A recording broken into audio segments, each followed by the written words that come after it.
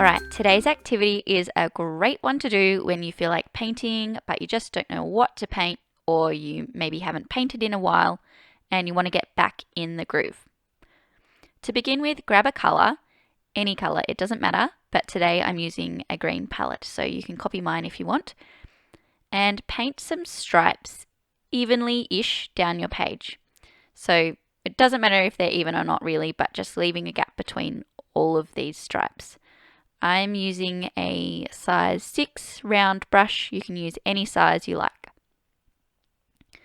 So once you've got all of your stripes on the page, like I have, and you can see mine are not particularly even, and it really doesn't matter. Once you've got those first stripes on, grab another color, again, any color, doesn't matter, and paint another stripe below each one that you've already painted. And they can be touching or overlapping, whatever. Doesn't matter if they're wobbly, none of it matters. It's about just having a go and creating something, okay? So we're just going to grab another color again and repeat this process over and over again. Your brush might run out of paint or water as you go, depending on the size of your brush and how much water and paint it can hold. So just feel free to top it up with paint and water as you need. And that'll also create a bit of variety in your piece as well. And so just repeat this process until your page is full of lines and color. You'll see that where some of the lines have hit each other or they've run into each other, the color sort of bleeds and spreads, and that's really beautiful and cool as well. So you can try this with different colors, different size brushes. You could even do zigzag lines instead of straight lines. You can really do whatever you want. And I think the beauty of this though is that it's just really freeing and really fun to just create something for the sake of it and not be striving to create something perfect, because don't forget that doesn't exist anyway. But yeah, it's really good to just sit back and relax and paint for fun. And there you go, a really cool pattern. And I really like the greens, so feel free to give that a try. So I'm going to have a go with another activity now with dots. Alright, this is another activity to have a go and get your creative juices flowing, or even just help you chill out and relax, as I mentioned earlier. It's just about enjoying the process really. So again, any colors will do. I'm using a red and pink color palette this time, and I'm going to begin by grabbing a color. I've chosen this pink, and painting some circles across my page. Mine are going to be kind of like in a bit of a pattern sort of thing, evenly spaced, whatever, but yours can be randomly placed. It doesn't matter. Again, just express yourself and do whatever you want. So I'm just doing some really messy circles across my page in one color. And I'm still using that size 6 brush from earlier. And I love this pink so much.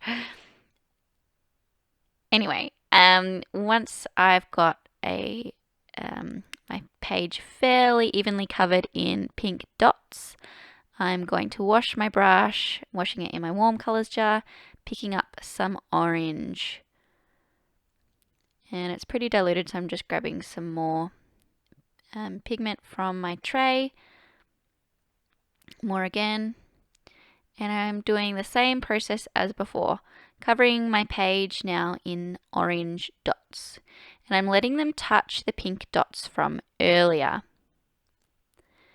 These circles or dots, whatever you want to call them, you'll see that these two that have bumped into each other, because they were both wet, the color has bled and spread between them, and it looks really, really cool. That's because both of them were wet. If, for example, not both, but if, for example, the original circle that was on the page was fully dry, and then my new circle that I was painting over the top was obviously wet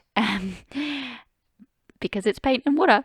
If that were the case, if the original bottom circle was dry and then I painted a circle over the top, kind of overlapping, that'd create a really cool layered effect. So that's something you can do too. But I'm just seeing what happens.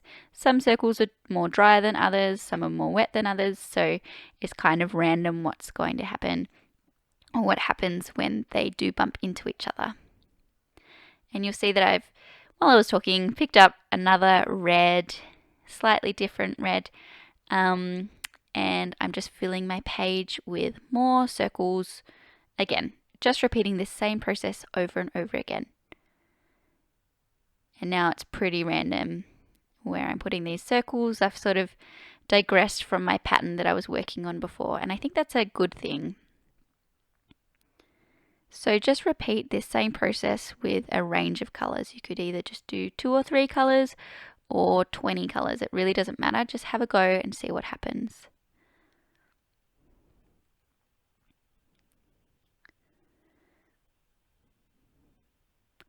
And as you can see, mine are pretty messy because I'm working quite quickly.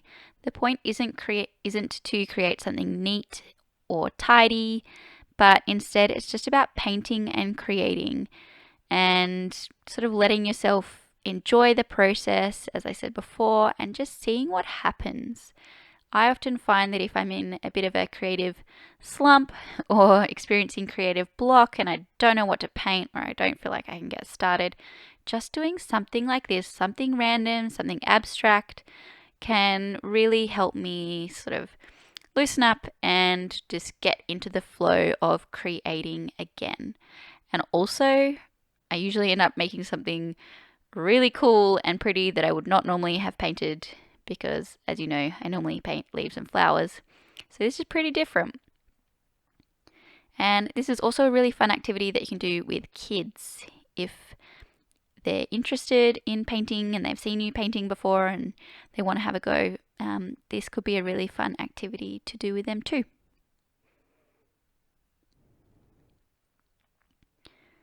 So I'm just going to grab my yellow paint, which was off screen, and just add some yellow circles in here as well for just, I don't know, a bit more, well, there's a lot of color. I was going to say a bit more color, but I don't know. I just feel like yellow is going to make it pop.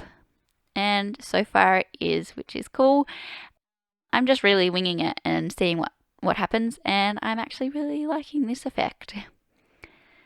So yeah, I hope you enjoy this and you have a go at creating an abstract piece at home and that it helps you get your creative juices flowing, so to speak. And if you do have a go, tag me on Instagram at RubyTuesdayArt. I would love to see what you create. And if you enjoyed this video, I would love it if you subscribed so that you don't miss out on future videos like this.